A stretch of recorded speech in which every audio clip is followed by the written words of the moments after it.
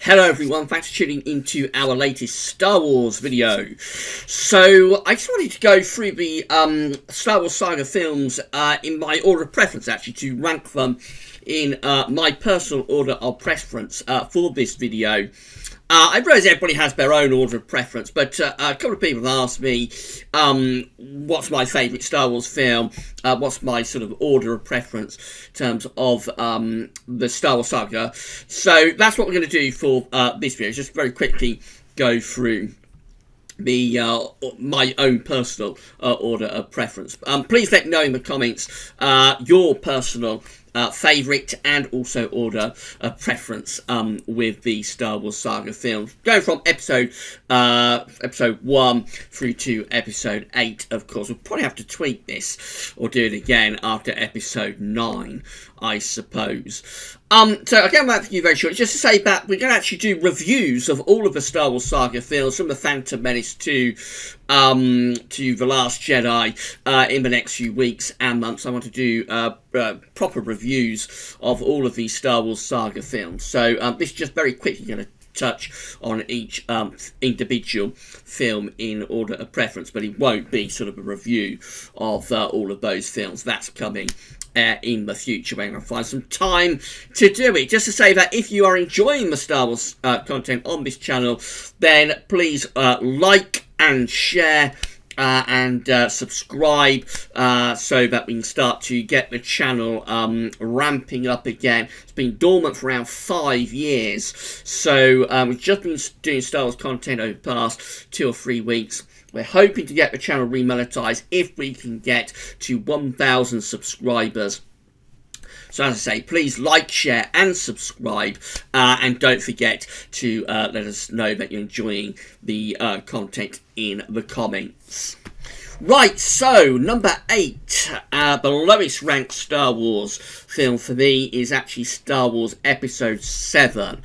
Not a fan of Star Wars Episode 7 at all. I find it the weakest of all of the Star Wars films. As I say, I'm going to do reviews for all of these films in the future, so you'll find out why I rank The Force Awakens last. But I'm really not a fan at all of the reboot, if you like, of Star Wars from Disney.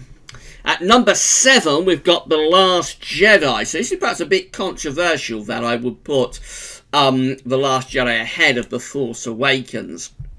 All that I'd say about The Last Jedi is that at least it is an original works. So again, I'm going to touch on this in the reviews that I'm going to do over the next few weeks and months. The Force Awakens was incredibly derivative, virtual remake of Star Wars A New Hope. So The Last Jedi, whilst it had many, many problems and it destroyed our favourite character, Luke Skywalker, character assassinated him, at least Rian Johnson's film was an original work, and in some ways it took things too far. In some ways it went off in such a tangent, but it sort of spiralled off into its own sort of galaxy. And it wasn't rooted in a galaxy far, far away. But again, I have to give it just that extra point to the fact that at least it was original. It was beautifully, beautifully shot in a way that J.J. Abrams' Force Awakens really isn't. J.J. Abrams, most of his sort of screen work seemed to be very dull to me, whereas Rian Johnson's film was absolutely, some of those shots were absolutely stunning. It's just unfortunate that the film generally turned out to be a total character assassination of Luke Skywalker. But just for originality, and I suppose you would say boldness, I put The Last Jedi ahead of The Force Awakens. Then we go through to number 6. So at number 6 we have Star Wars Episode 1, The Phantom Menace. So we know all about The Phantom Menace, the backlash that happened with it, and it has many problems. I have to say there is quite a lot that goes wrong with The Phantom Menace. We all know about Jar Jar Binks, and there are various other problems as well. So of the George Lucas Star Wars films, The Phantom Menace, I think, is the weakest and the worst. But there is a lot to enjoy in The Phantom Menace. The score from John Williams is exceptional. Has that enormous and fantastic lightsaber duel, the Duel of the Fates, between Qui-Gon Jinn, Obi-Wan Kenobi, and Darth Maul. That whole sequence, that lightsaber fight set against John Williams' score, and most spectacular shots of Naboo and the Phi Palace, that is worth the admission price alone, really, to see that on the big screen. It's just absolutely outstanding piece of visual storytelling. So there's a lot wrong with Phantom Menace. Again, I'll touch on this in the reviews over the next few weeks. But I suppose we will start off with The Phantom Menace being episode 1. That'll probably be the first review up. And I'll go in much more detail about the problems that I've got with The Phantom Menace. But it's at number 6. It's better than the 2 Star Wars Saga films from Disney so far, in my opinion, but it's the weakest of the George Lucas films. Then at number 5, we've got Return of the Jedi. So this one, the last of the original films. When Return of the Jedi is firing on all cylinders, it is phenomenal. And that's really in the final half an hour, when you get that face-off between Luke, Darth Vader, and the Emperor. When it reaches its peak, it is absolutely phenomenal piece of work. But unfortunately, to get to that, you have to go through several periods when very little happens. And there is kind of like just a sense that you're going through the motions a little bit with Return of the Jedi. George was fed up with Star Wars by the time he got to episode 6. The final film of the original trilogy. He's going through a bitter divorce with his wife Marcia. He really wanted just to get rid of the whole thing. He'd had enough of it. And that does come across in the film. The fact that they get to episode 6 and they just want to push it off really into the grass, like into the long grass, and just get it over and done with. There is that sense, I think, as you go through the film, of going through the motions with a lot of it. Again, Carrie Fisher is going through very severe drug addiction at this point, so she's got personal problems. That does affect her performance in the film. Harrison Ford is there, but he doesn't really want to be. He wanted to be killed off at the end of The Empire Strikes Back. They bring him back for Return of the Jedi. He's in it, but he's kind of like not in it, really. He's just there making up the numbers of taking the paycheck. But you can see a clear deterioration in the performances of both Harrison and Carrie Fisher by the time you get to Return of the Jedi. You can see a deterioration in George Lucas's overall involvement. He doesn't want to be involved in it, but one thing it does have going for it is Mark Hamill's performance. Mark is outstanding in Return of the Jedi, and especially so in that final half an hour face-off between Luke, Darth Vader, and the Emperor. Ian McDiarmid, as well as the Emperor, is outstanding in Return of the Jedi. So it has a lot going for it, but again, there are a lot of problems. It's better, I think, than The Phantom Menace, but it's the weakest of the original trilogy films. But at number 4, we've got Attack of the Clones, Star Wars Episode 2. This is probably quite controversial, that I would put Attack of the Clones ahead of Return of the Jedi. Again, I'm going to go through the reviews, proper reviews of all of these films in due course, so I'll be able to talk much more about why I kind of like prefer, but only slightly prefer, Attack of the Clones to Return of the Jedi. It does have a lot of problems. Attack of the Clones has a lot of problems, particularly the romantic sequences between Hayden Christensen and Natalie Portman. They are cringeworthy, really, at times. But again, similar to Return of the Jedi, when it's firing on all cylinders, Attack of the Clones absolutely nails it. And there are several sequences in there that are just totally outstanding to view and to watch. Again, the musical score is amazing on Attack of the Clones. I think, again, the reason it's a little bit ahead of Return of the Jedi for me is that John Williams Williams' score on Return of the Jedi is quite weak. It's probably the weakest of all of George Lucas's 6 original films, prequels and originals or classics. The score on Return of the Jedi is quite weak, I think. Again, probably because George was just going through the motions. He wasn't completely engaged in the making of the film. He probably didn't give John Williams enough sort of guidance to be able to create a really decent score. And that's something that you find also with the Disney films.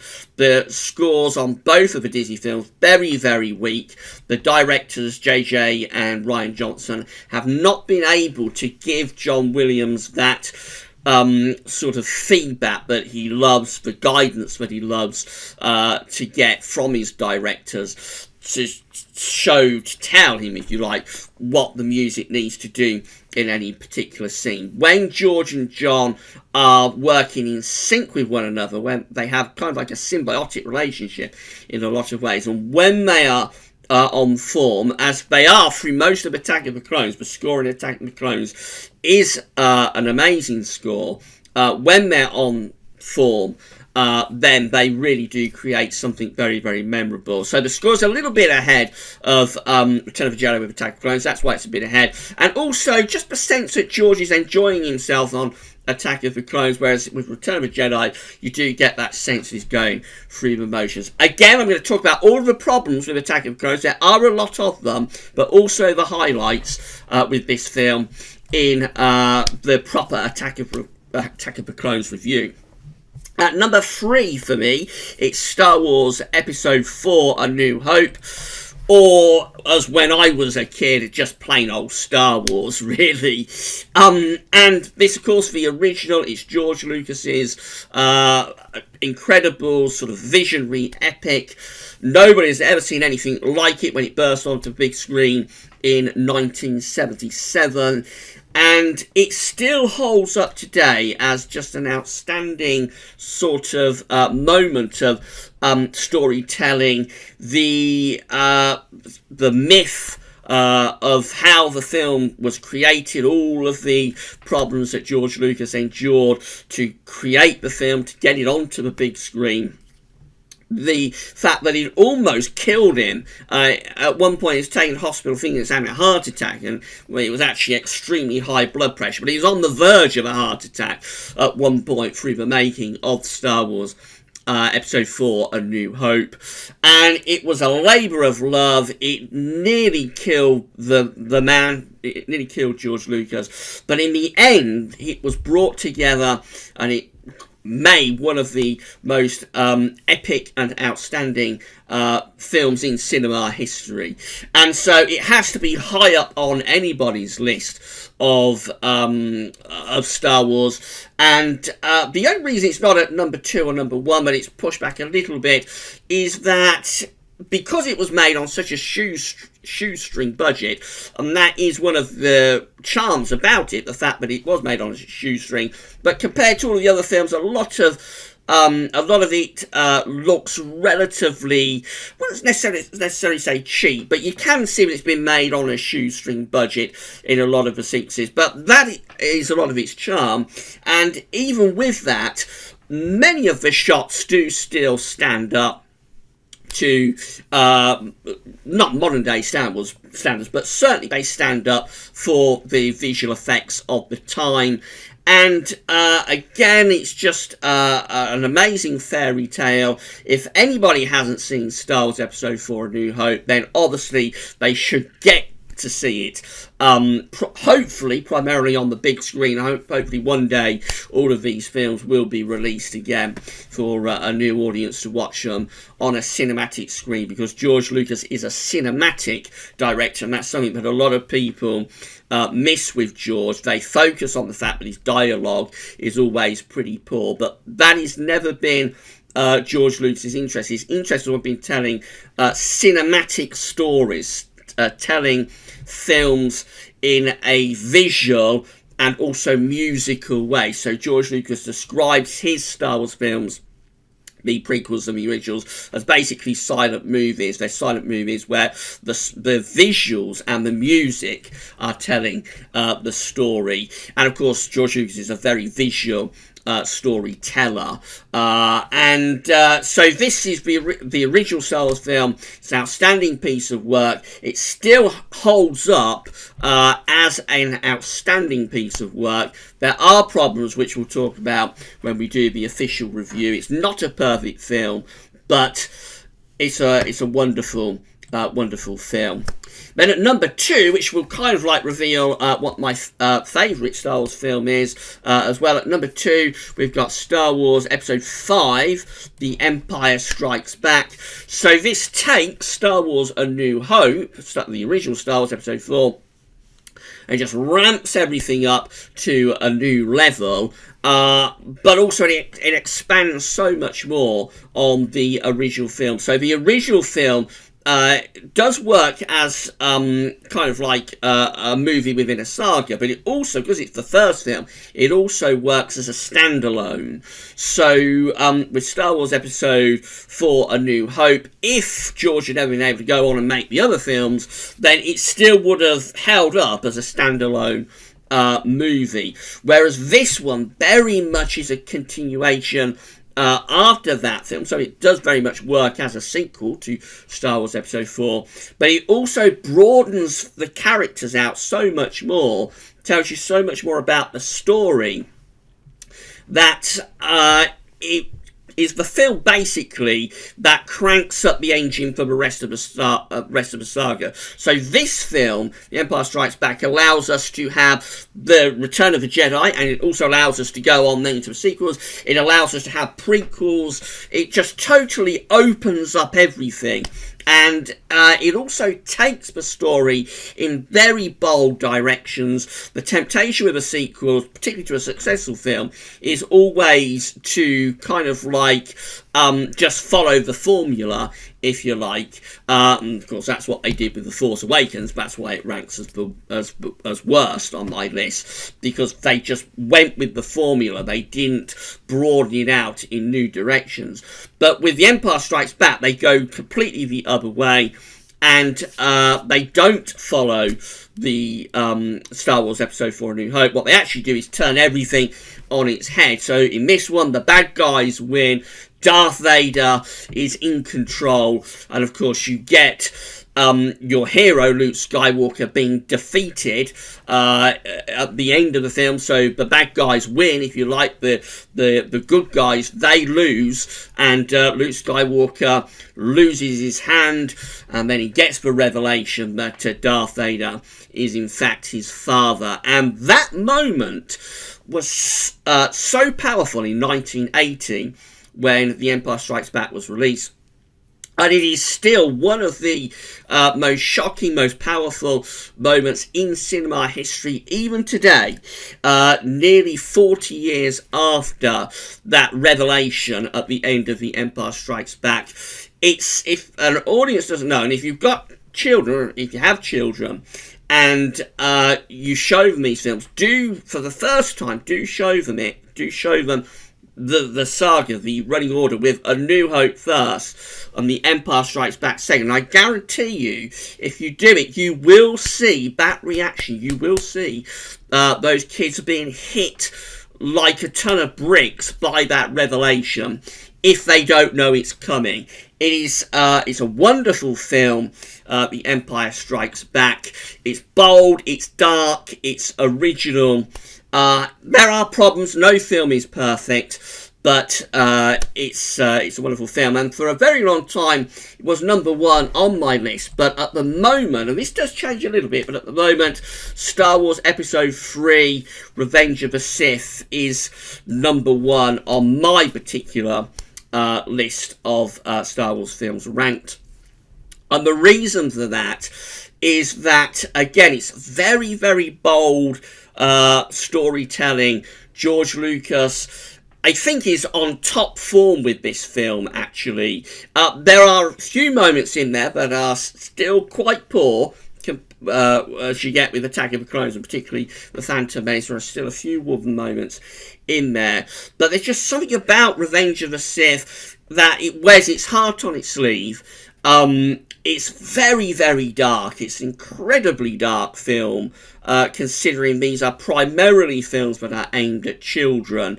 It really is like those Brothers Grimm fairy tales that we all grew up with in a lot of ways. Everything goes wrong in this film, and it's quite a bold attempt, really, to take it to such a dark level that, although it's not shown on screen, it is implied that our hero, or the hero through the first two prequel films, Anakin, actually murders children. That is how dark Revenge of the Sith goes, that it doesn't show it, but it heavily, heavily implies it, that Anakin Skywalker, who is Darth Vader at this point, murders the younglings. And that is how dark it's prepared to go. And of course, when George Lucas was making the prequel films, with particularly Phantom Menace, but also to some degree Attack of the Clones, everybody accused him of just being interested in toy sales. But if you was interested in toy sales, if you was interested in selling toys to children, you would not go as dark as Revenge of the Sith goes. It really does go incredibly dark. It's also very operatic. For me, this is the most powerful score that John Williams has ever written in any film. The score is just incredibly operatic. It really does take visual and musical storytelling to an entirely new level, if you like. So some of the pieces of music within this film are kind of Wagner-esque. That's how operatic John Williams goes with Revenge of the Sith. For some people, it's probably too much. The score is probably too sort of overwhelming. But for me, it's kind of like George Lucas reaching the very peak of his endeavours. In a way, he has always been a director who wanted to tell his stories through visuals and through music, and in Revenge of the Sith, the two are brought together in an outstanding way. Again, it has problems. No film is perfect. And I say this does change with Empire Strikes Back on my list at times. At the moment, it's still there at number 1. There's so much to enjoy in Revenge of the Sith, particularly kind of like the second hour. The first hour does have one or two problems. The second hour, though, when this film gets really to its peak, which is from the moment that Anakin and Padme connect on Coruscant, when they're looking out of the respective windows of the rooms that they're in. Again, it's a totally silent moment. There's no dialogue. It's just the two actors with the visuals and John Williams' score in the background. That's the point it reaches that level of just incredible visual and musical storytelling. And from that moment on through to the end of the film, for me, it is the best hour, the greatest hour of the Star Wars saga. So that's the reason that I put Revenge of the Sith just that little bit ahead of The Empire Strikes Back at number 2. So my list is The Force Awakens, The Last Jedi, The Phantom Menace, Return of the Jedi, then we go on to Attack of the Clones, then we get to the original Star Wars Episode 4, A New Hope, or for me, just Star Wars. Then The Empire Strikes Back, finally Revenge of the Sith. Probably quite a controversial running order, so I'm expecting a few comments about this. Do let me know in the comments what you think of my running order.